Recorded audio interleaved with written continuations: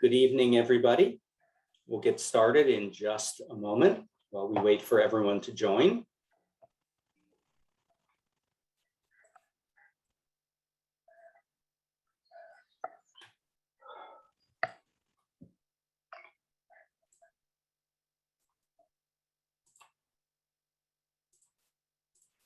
Okay, let's get started this evening. Hello, everyone. I'm Matt Ramey with Ramey Associates. I'm one of the consultants working with the city on the DSAP project, and I'm going to be facilitating tonight's meeting. We want to thank you all for joining us tonight. As you know, a lot of work has been done over the past few years, and the city approved the amended Diridon Station Area Plan on May 25th. Tonight's meeting is focused exclusively on the design measures that address transitions in building heights between different zones in the DSAP. Next slide. Before we go much further, we have Spanish interpretation at tonight's meeting. I'm now going to turn it over to Armando for the announcement in Spanish. La interpretación en simultáneo para esta reunión se dará en español. Por favor, haz clic en el icono Interpretación en tu barra de herramientas para acceder al idioma deseado. La presentación está disponible en español en este sitio www.diridonsj.org/DSAP Transitions. Okay, thank you very much. Let's launch the interpretation. And as you will all see in the bottom of your screen, there should be an interpretation button. If you click on that, you can pick either English or Spanish, and everyone should pick one of those two languages. If we could launch the interpretation. I'm not seeing it on there at this point. There we go. So now if you click on that button, you can pick either English or Spanish. All right. Thank you very much, Armando. So let's do our welcome and introductions. I'm going to turn it over to Chris Burton, who's the Director of Planning, Building, and Code Enforcement for the city. Chris? Great. Thank you, Matt, and welcome, everybody. Thank you for taking time out of your evening to join us and to help us have this conversation and understand kind of your thoughts on what we're proposing. So as Matt said, my name is Chris Burton. For the last 2 months, since 2 months ago, I've become the Director of Planning, Building, and Code Enforcement, leading the team in City Hall, doing a lot of this work. I wanted to thank you all, as I said, for coming. The purpose for tonight's meeting is really a discussion around the neighborhood transition measures that we're proposing in the amended Diridon Station Area Plan that the city recently approved, a couple of months back. So staff's looking for feedback on the potential changes or addition to these approved measures. We're very much interested in hearing from you all. As you can see from the slide, this is the team that's been working on the DSAP. Appreciation to the entire team, but especially those that are here with us tonight. They're marked in bold on our slide. And so the Ramey and Associates team will be, the Ramey and Associates team and the Plan to Place team will be facilitating tonight's conversation. And as you'll also see, Laurie's contact information is on the slide. So if you have additional comments or questions, please feel free to reach out to her directly. And with that, I'll hand it back to Matt. Thank you, Chris. This is the agenda for tonight's meeting. The next item on the agenda is a presentation by city staff on design transition concepts and approach. This will ensure that everyone is on the same page about the issue at hand and the proposed ideas. Following this, we'll have a brief live poll to better understand who is at the meeting and your preliminary views on design transitions. The majority of the meeting, however, will be spent in small group discussions in breakout rooms. This will give everybody a chance to share their thoughts and ideas. Following the breakouts, we'll have a brief report back so that everyone can hear what the other groups discussed. And then finally, we'll have a brief closing and a list of next steps in the process. Before we begin with the presentation, I want to go over a few logistics for tonight's meeting. First, we understand that this topic is of great concern to the community. We're here tonight to listen, learn, and share ideas. So we hope that you'll join us in sharing your ideas and your thoughts on this. Second, in order to make this successful, we want everyone's ideas. So we want you all to join with us in making sure that everyone has a chance to speak and can share their thoughts on this topic. Third, we're recording tonight's meeting, including the breakout rooms. The recording in the breakout rooms is primarily for us to make sure that we're collecting all of the information correctly. In addition, we don't have the chat feature at tonight's meeting. We want you to listen to the presentation and then to the ideas of others and to share your thoughts when we get to the small group discussion. And finally, so that we can get through the presentation and our agenda this evening, we have muted everyone's microphone in the small groups. When it's your turn to speak, we will unmute the speakers. Now I'm going to turn it over to Tim Rood, the Planning Division Manager, who will give a brief presentation on the topic. Tim? Thank you, Matt, and thank you all for being here tonight. The City Council adopted the original DSAP back in 2014 and approved the amended DSAP on May 25th of this year, following a multi-year community engagement process. Major changes included increased building height limits and additional development capacity. The amended DSAP also includes design standards for transitions between existing low-rise residential zones and future mid and high-rise buildings. In May, when it adopted the DSAP, Council directed staff to explore additional neighborhood transition measures at these interfaces. So staff is seeking your feedback on potential additions or changes to these measures. The areas shown on this map with the colored lines are the interfaces between potential mid and high-rise buildings within the DSAP boundaries and properties outside the DSAP with a residential neighborhood general plan land use designation. These are the transition areas we're talking about tonight and which the council directed staff to revisit. Next slide, please. So we're seeking input from community members on potential changes to the standards for these specific areas. And they include the width of the landscape buffer, currently 15 feet. This would be along the interior lot lines of taller new development projects where they abut other areas or uses. There's also a step back plane starting height and angle. This is a restriction on the bulk of buildings that begins at where the colored lines are at the DSAP boundaries and extends up into space all the way up to the full allowable height. So it's kind of an imaginary surface that limits the bulk of the building. And those question marks are all showing kind of things that could potentially be changed. There may be other potential measures to improve these transitions as well. So we're looking for all your ideas. Next, please. So we're not talking tonight about the Google project. We're talking about the future development of other sites within the Diridon Station area. The council did not direct us to consider changes to the allowable building heights, but we are considering design measures to improve transitions. Feel free to ask questions that will help you provide feedback on the design measures, but we do request that you limit comments about other topics. And you can send all of your comments to Lori Severino at the address there, and there's additional information on those two websites. Next, please. The Diridon Station Area Plan covers about 250 acres, and it's about 1 mile from north to south. For orientation, the Diridon Station is in orange at the center of the circle, and the SAP Center is nearby in white. The blue area is Google's approved Downtown West project. And the gray areas where you see the aerial photo is the remainder of the Diridon Station Area Plan. Next. The amended DSAP includes guiding principles, and these are just a couple that relate to what we're talking about tonight. They call for a pedestrian-focused mixed-use urban district with buildings that maximize height potential to allow for more urban vitality and economic activity, with appropriate transitions to surrounding lower density residential neighborhoods.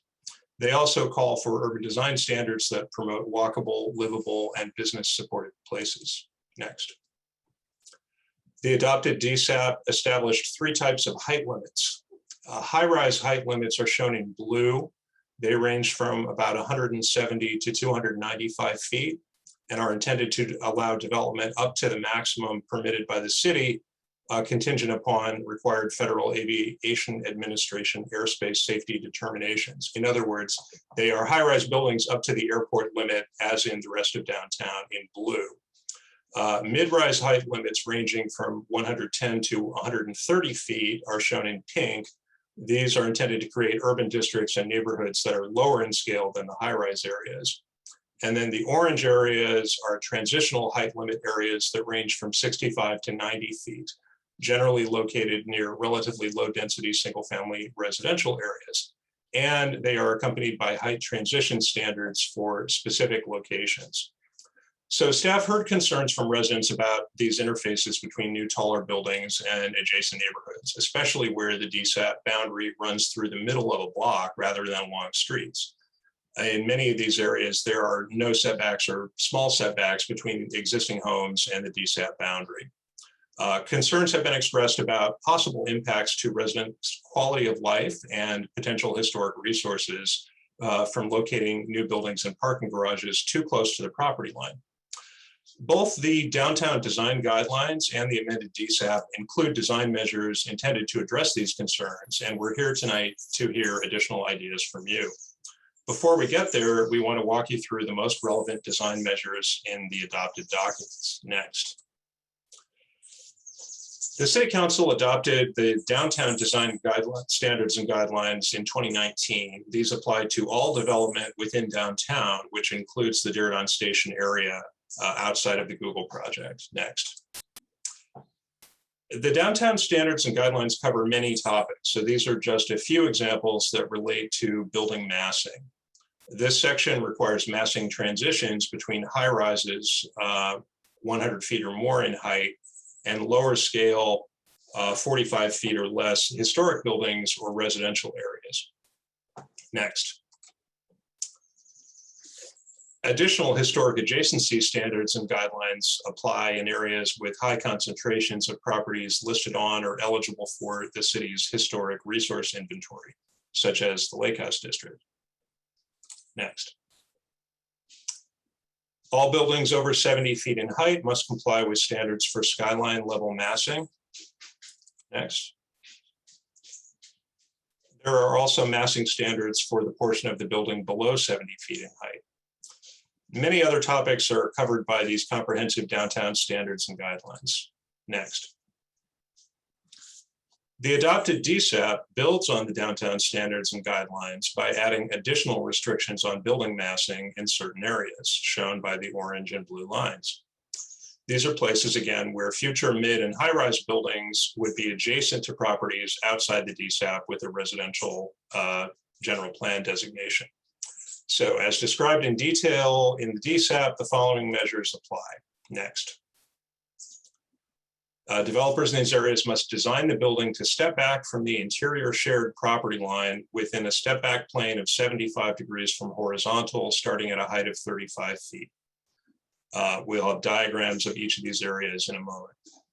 Along Columbia Avenue, the right-of-way step-back plane would begin at the front property line, and along interior lot lines, it would start at the DSAP boundary. Developers also must provide a 15-foot wide landscape buffer along the project's interior lot lines affected by step-back planes. Next. So now we're going to walk through each of these areas in a little more detail. On the maps that follow, the purple shapes with the arrows pointing to them show potential new development sites that are affected by the step-back planes shown by the orange colored lines. And for each of these areas, we want to know if you think that the transition standards are okay as is, or if different or additional measures are needed within the DSAP boundary. And we'll talk about this in the breakout groups. So Rhodes Court refers to the area just behind Whole Foods, where the height limit has not changed. It was 90 feet in the 2014 DSAP and continues to be 90 feet. The amended DSAP added 2 additional restrictions. It added a 15-foot landscape buffer within the project site and that 75-degree step-back plane along the mid-block boundary. It also added the requirement for street level perspective renderings to show the project's relationship to the buildings around it. On the far right image, the Lakehouse Historic District is adjacent to the DSAP boundary on the map at right. And within the DSAP, on the site shown in purple at the corner of Gifford and Park, the allowable height is now 90 feet. And so where single family homes are adjacent to the DSAP boundary, as shown by the orange line, the step back plane and landscape buffer standard illustrated here applies. Next. Then moving to the south, Columbia Avenue is the street 1 block south of San Carlos Street. And the block shown in purple has frontage on both San Carlos and Columbia Avenue. It's within the DSAP and has a downtown general plan designation. And development is allowed up to 290 feet, the maximum allowed by the airport height restrictions. Throughout the block, subject to the right-of-way step-back standard in the DSAP. As shown at left, the step-back plane begins at the front property line along the north side of Columbia Street and continues up to the maximum allowed height. This has the effect of requiring the tallest part of the building to be along San Carlos Street and away from Columbia Avenue. Next. This before and after simulation shows how new development along Columbia Avenue would be required to step down toward the lower buildings across the street to the south. Next. Then moving 1 block east, here the orange line shows where the DSAP boundary runs through the middle of 2 blocks along interior lot lines. To the south of the DSAP is a mix of single family homes and some small businesses. Within the DSAP, on the site shown in purple, the allowable height is 110 feet.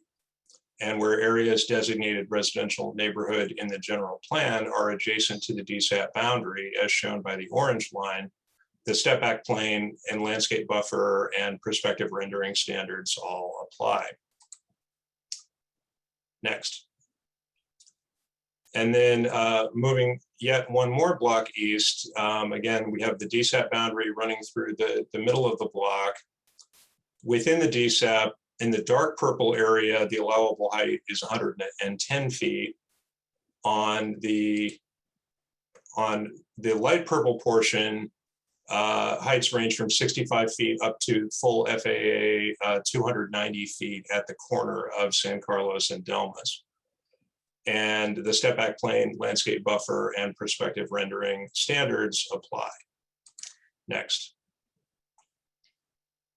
This sketch view from the DSAP is looking north along Willis Avenue toward Osiré Avenue, showing how new high-rise buildings along San Carlos Street would be required to step down toward the adjacent neighborhoods under the DSAP's and downtown design guidelines height transition standards. Next. The DSAP also requires developers in areas affected by these step back planes to provide perspective renderings or 3D images from the ground level that show the proposed building in relationship to adjacent properties as part of their planning permit application. This example rendering is from a high-rise office project the City Council approved in June, just across Highway 87 from the DSAP. This project was subject to the downtown design standards and guidelines. Next. So this is the direction that Council provided to staff when it approved the DSAP in May. Return in the fall with neighborhood interface measures in specific areas where single family homes abut new development over 90 feet in height if development incorporates a single family residential parcel along an interior lot line. So again, we have 3 potential numbers in these standards that could all change. The 15-foot landscape buffer could be a different number. The starting height for the step back plane could be a different number. The angle of the step back plane could be a different number. And there may be other ideas that you have. So that concludes the staff presentation. And now I'll turn it back to Lori. Thanks, Tim. So before we wrap up the presentation and hear from you all, I just want to acknowledge and thank the leaders of the Diridon Area Neighborhood Group, or DANG. for reaching out to the residents in the transition area and hosting a series of sidewalk chats on this topic. And also just for all the work and time they put in to contribute to the community engagement process to update and amend the Diridon Station Area Plan. So thank you very much for being here tonight. Also want to note that you can send me written comments. My email is up on the screen here. And based on this input and the recommendations that we received from DANG and analysis of the potential impacts, staff will develop a recommendation to address the council direction.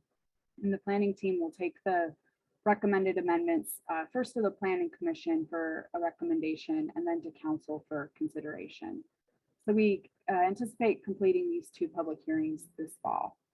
So I will now transition to Dave. It's back to me, Lori. Thank you very much. Now we are going to do a quick poll before we go into the breakout groups so we can get a better sense of who is at the meeting and your preliminary thoughts on transitions. Dave, can you go ahead and launch the poll? We have 4 questions here for you to answer. Your screen, it should have popped up. The question should have popped up on your screen. Please go ahead and answer all of the 4 questions and you can scroll down. First is, where do you live? The second question is, before this meeting, how familiar were you with the Diridon Station area as that was recently amended, area plan that was recently amended? Third is, how concerned are you about the transitions between taller buildings and existing single family houses in the area discussed in tonight's presentation?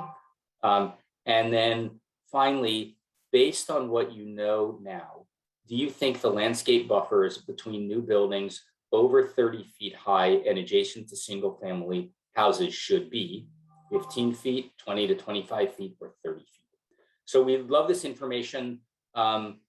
As answer these questions, it will again help us get an understanding of where everybody is to start these small group discussions.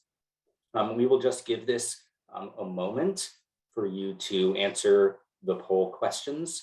There's about 55 members of the community on the call tonight on this meeting, and we have about 60% who have answered at this point. So we'll give it just a few moments.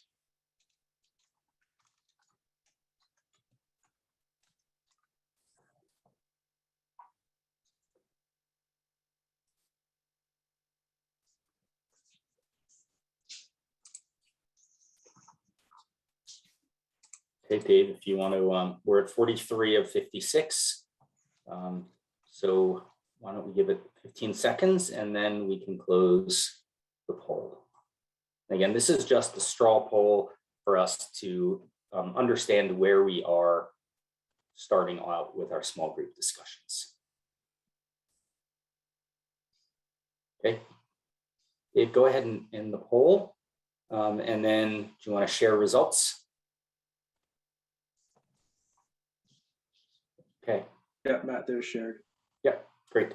Thank you. So for where do you live? It looks like the about just over half are in or adjacent to the Diridon Station area, and about 20% in nearby areas, and only 15%, 7 of the 46 who responded, are outside of San Jose. So that means the majority of you are clearly from this area. For how familiar you are, the majority are very familiar, somewhat familiar with the plan. For those who are not at all familiar or not very familiar, we do understand that some of these topics are complex. So if you have questions in the small groups, please feel free to ask those questions and we will have staff members available to answer as many of the questions as possible. The third question, how concerned are you about the transitions between taller buildings and single family homes? 57% said that you were very concerned, and an additional 22% said that you were somewhat concerned. About 25% total said not concerned at all or not very concerned. So the majority of participants on the call are somewhat concerned or very concerned. And then finally, based on what you know now, what do you think the landscape buffer should be? And nearly 2/3 have said 30 feet or more, 63%, and about just under 30% said 15 feet. Okay, thank you. Go to the next slide, please. So now we're going to go into our small groups. When we are in the small groups, what we would like to do is to have a conversation and allow you to ask questions, and we'll do our best to answer those questions. We're going to use the raise hand feature in order to facilitate the discussion this evening. If you are on a computer or tablet, you can access the raise hand feature in the reactions icon at the bottom of the screen. And if you're calling in by phone, please dial *9 to activate the raise hand feature. When you get called on, the small group facilitator will recognize you and give you access to unmute your mic. And then you can proceed with your comment or question, and we can move into the discussion. Next slide, please. So we do have some group agreements for when we get into the small groups. Again, we know that this is a topic that people feel very passionate about, but we want to make sure that everyone has the opportunity and the time to speak and share their ideas. We'd like to ask everyone to keep your comments brief and do not dominate the discussion. We as facilitators may interrupt if you are spending too long commenting and giving a perspective. We'd like you to speak only for yourself and not for others. We want this to be a safe space. So we know that there are conflicts and different perspectives on what should happen with this topic, and that's natural, but we want to make sure that we are understanding all perspectives and points of view. Put yourself in each other's shoes, respect one another, and then, as always, disruptive behavior, foul language, harassment of meeting participants and city staff will not be tolerated. Next slide, please. So with the small group discussion topics, we have 4 primary questions that we'd like to get feedback on. The first is on the landscape buffer width. So what width did you vote for in the poll and why? The next is on the step back plane, starting height and angle. What do you think is appropriate, and should that vary for different locations? The third is, do you have ideas about other design standards that could help to improve these transitions? And finally, we know that this is a big, complicated project, and we are focused on one particular aspect of the plan. But if there is time, we would like to know if you do have any other questions or comments or concerns about the DSAP, we'd be happy to take those down as well. We are going to have a group 1, which is going to be in the main room, which is going to be the Spanish speaking group as well. So there'll be interpretation in that group. In order to make sure that we're putting folks in the right room, if anyone who wants to be in the Spanish speaking room, if you could use the raise hand feature to indicate that you want to be in that room, because we want to make sure that you are put in the appropriate place. So please do that now. And if for some reason you are a Spanish speaker and you get put in one of the breakout rooms, you can just leave the breakout room and go back to the main room. Okay, so again, please use the raise hand feature if you want to go into group 1 for Spanish interpretation. And there is one person who has their hand up.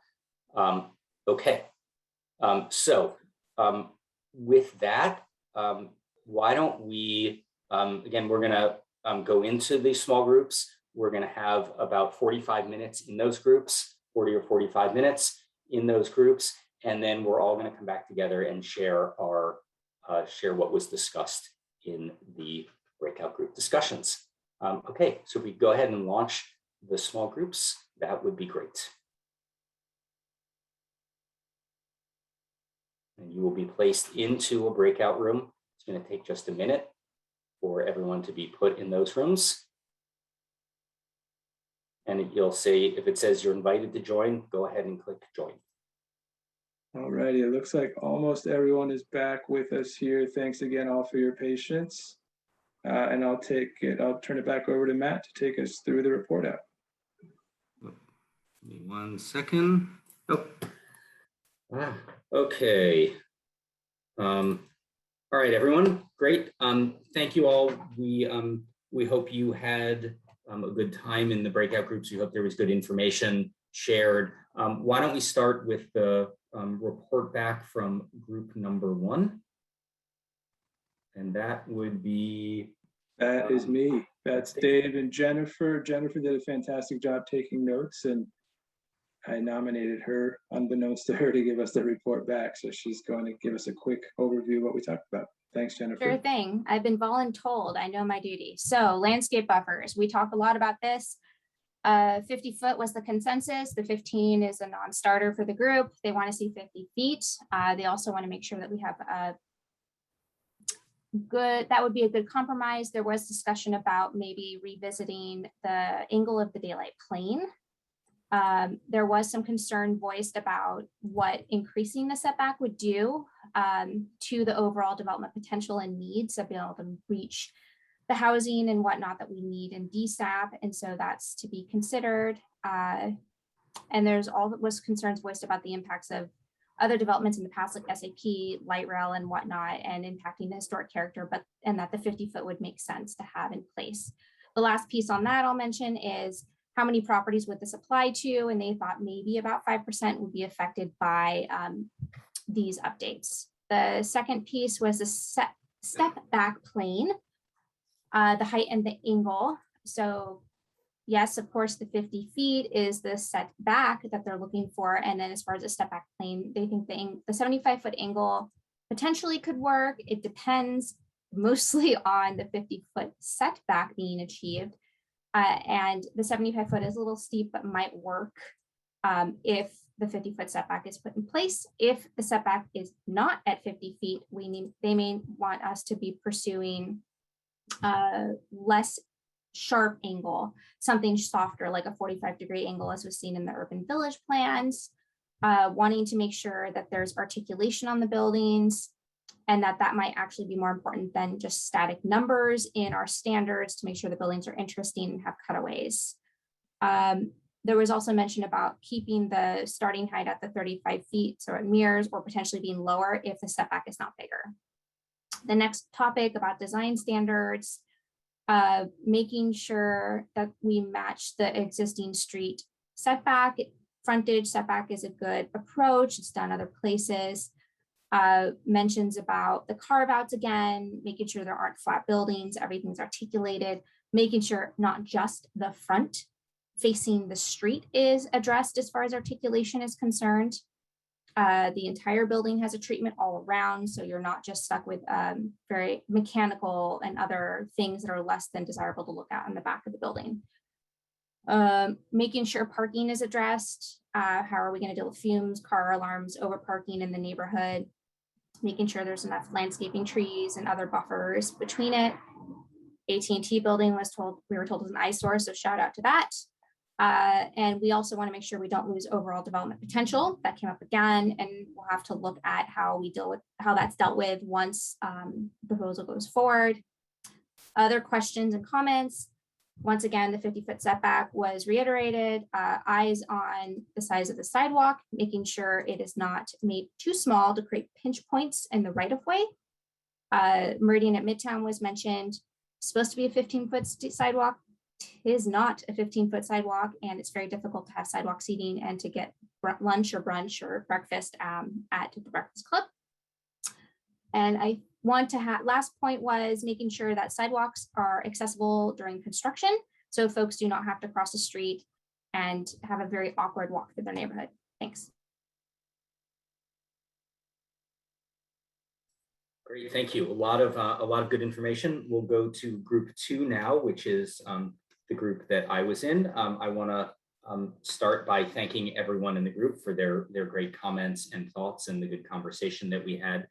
We're gonna, I think this report back is gonna take a little bit of a different tact than what Jennifer did, a little bit less detail. We didn't get into as much detail in our group, but we do have a few key takeaways that we want to share. The first is there was an overall feeling that what is proposed was not respectful of the existing neighborhoods, and that more thoughtful solutions need to be developed. There were comments, there was unanimous agreement from those who spoke that there needs to be a 30 plus foot landscape buffer, and that but a clear understanding that all of the different angles and feet work together with each other, so you can't look at them in isolation. They all have to work together. And speaking about working together, there was a strong desire and willingness of the community for development and to work collaboratively with the city for these design solutions. And so we're a request from the group to continue to make that happen and come up with a really good solution for this area. And the area that we are talking about here, it was mentioned that it's only 4% of the entire area of the DSAP and only about 1,000 linear feet. So there were comments, many comments that the neighbors are supportive of development, but want that development to be able to coexist with the existing development, to coexist with the new development that's going in, and that having a diversity of urban characters within a small area makes a lot of sense.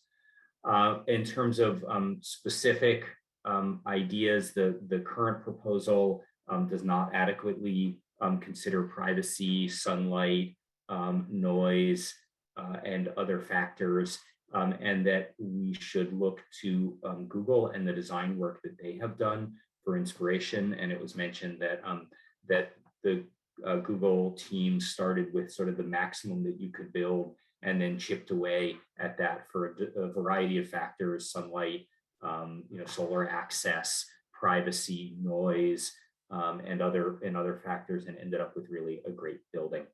And finally, there was some frustration that the information and the diagrams that were presented were not clear enough and were confusing, and a call for information to be clearer, information to be provided in advance of the meeting, and to make sure that there's clarity on terms to avoid confusion moving on in the future with this conversation. Clarity of expectations is going to be critical. Again, I want to thank everyone in the group for their comments and appreciate the candor with which everyone provided their thoughts. Okay, let's go to group number 3, and that's Paul's group. Yeah, thanks, Matt. We had a great discussion. I want to thank everybody in our group for participating and giving us some great comments. And Rena, if I miss anything, you took some great notes, so I definitely jump in.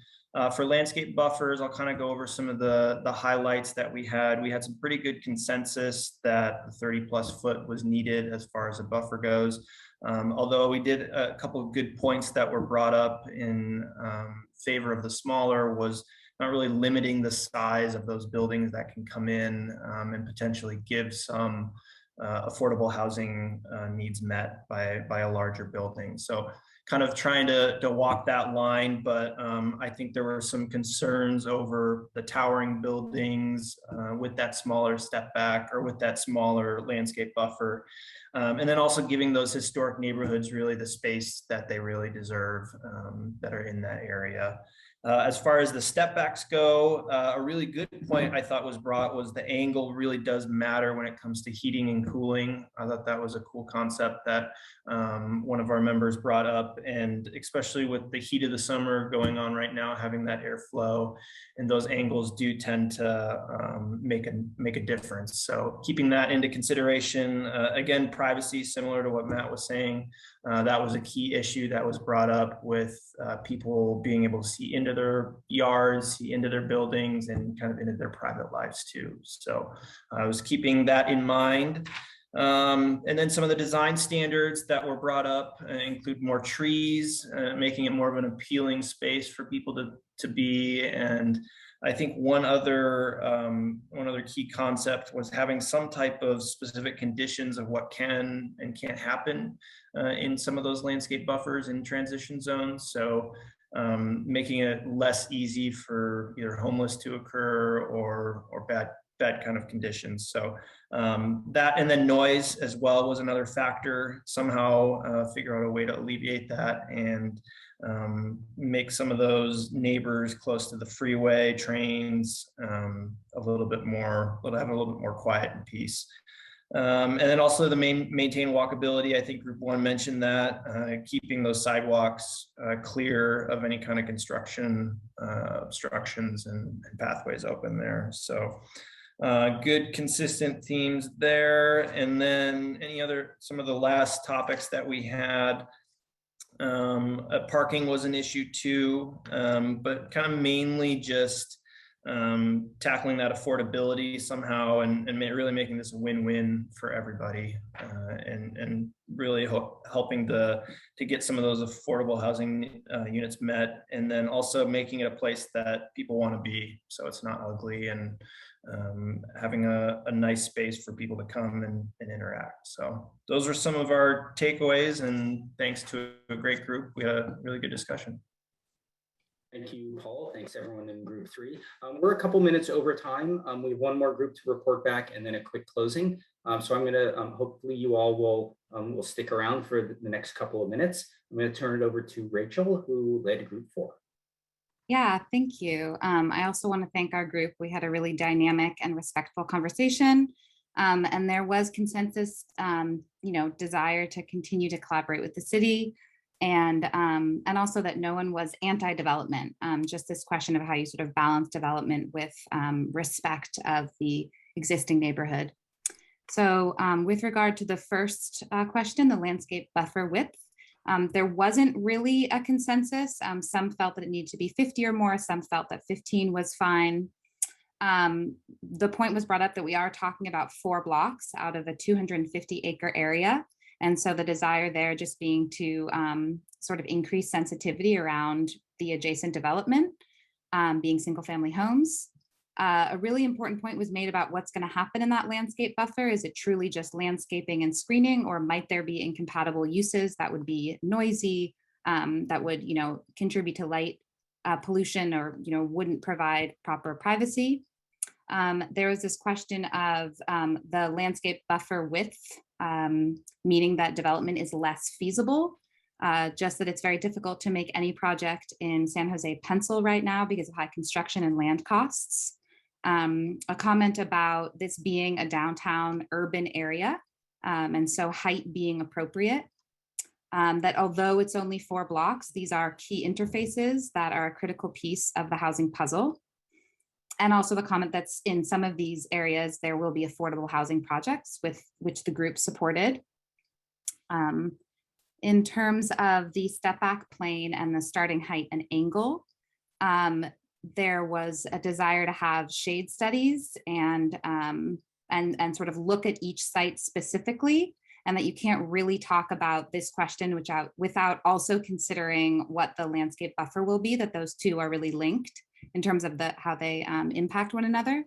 Also this question of what's happening, that there are different kinds of screening strategies that can be used in addition to landscaping. And yes, wanting to, again, find a balance between feasibility and responsiveness and sensitivity. And then also just a continuous discussion to understand what's at stake, which is jobs and housing. And also respecting folks that live there right now. I think hopefully that touches on everything, and hopefully I didn't miss anything. Lori, feel free to jump in. You took excellent notes. No, I think that's it. We had a really great discussion, and very just grateful for everyone's time, especially going past 8 here. Thank you for hanging in there with us. I think there's just one more closing slide, right, Matt? Can I just raise, I think in our group, there was a question, any developer that is going to make a proposal to develop in this area, how would they involve the community, or how can the community be informed and provide their input? Thank you, Ellen. Okay, Lori, do you want to go ahead and give the final closing? Yeah, so as we noted in the presentation, that the next steps will be to continue to receive public comment. If you have more to say, please let us know. Email is the fastest way to do that. You can submit a comment letter or just shoot over an email, especially if you have any follow-up questions. The web page for this event has a lot of background info, and the slides are posted there, and a lot of resources. We did translate everything into Spanish as well. And so if you have neighbors that would appreciate the Spanish translations, please pass those along. And yeah, so the public process is to go to Planning Commission and then Council. And my understanding is the planning team does intend to do that this fall. So this is moving forward. But if you have more comments, we're taking that in writing, and my phone number is there as well. So thank you everyone again for your time. Really, really appreciate it. All right, thank you, Lori. Thank you everyone for your thoughts and comments this evening. I for one appreciated the respectful nature of all of the comments and the thoughtfulness. So we're going to close the meeting at this point. We appreciate you staying about 10 minutes later so that we could make sure that we heard everyone's great thoughts and comments. Again, if you have questions or additional ideas, please email or call Lori. Her information is on here. And then again, thank you very much. And everyone have a great and safe evening. Take care. Good night, all. Thank you. How do I save my recording from the breakout before the meeting ends? Lori, it'll automatically download once you leave the meeting. It'll go into my Zoom folder or something? Yep. Okay, sounds good. Just for note-taking purposes. Thanks, everyone.